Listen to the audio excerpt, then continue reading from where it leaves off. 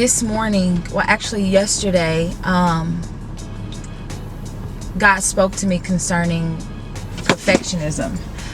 Because one thing about me, I've always been the type of person where if I feel like it's not the right time, not the right place, not the right season, or I don't feel like it looks right, or if it doesn't feel right to me, in regards to like a project or something that I'm putting together or something that I'm doing, then I will not do it.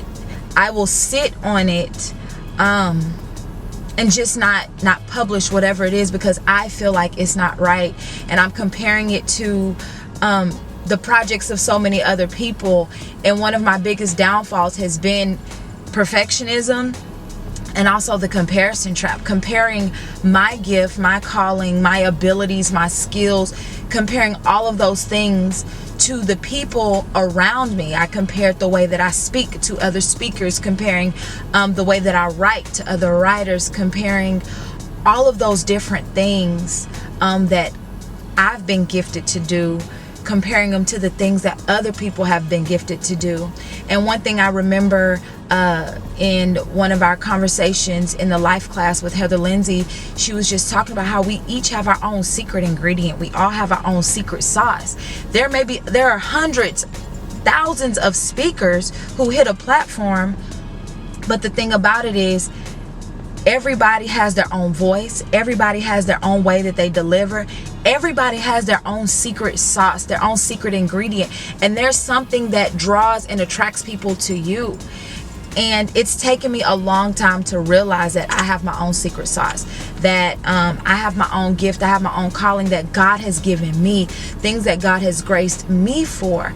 And I can no longer sit down and sit back and watch everybody else do when, just like Cornelius Lindsay said at the Pinky Promise Conference, he said the nations are waiting on your obedience. There's so many people attached to you saying yes, and so many people attached to what God has placed on the inside of you. And one thing I try to share with people is that you are necessary. I don't care what the world has said, what the world has done to you, or how the world has critiqued your giftings, your abilities. You are necessary. There is something on the inside of you that people around you need. And because you're holding on to it, because you're sitting down on it, they don't have access to it. They're not receiving what they need from you with the secret sauce, with the secret touch on top of it. And so one thing that God spoke to me yesterday, and I just began to weep, he said, Chelsea, it doesn't have to be perfect. It just needs to be pure.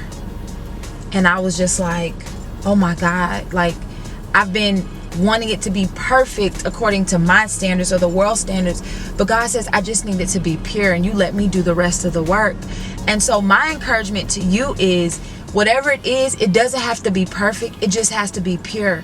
And if you're doing it with a pure heart, if you're doing it with the right intentions, God will do the rest. He just wants you to be obedient first and foremost, but just to do it. And that's just a word from me too. There's so many things I've been waiting to do.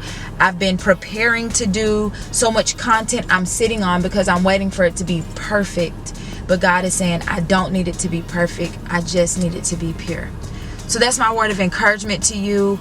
I hope that it blesses you. If it blessed you, share it with somebody because they probably need to hear it. But I love you guys. Remember to be unashamed. Remember that you are regal. Remember to be bold, and remember that you are necessary. Be urban, everybody. I love you guys. Deuces.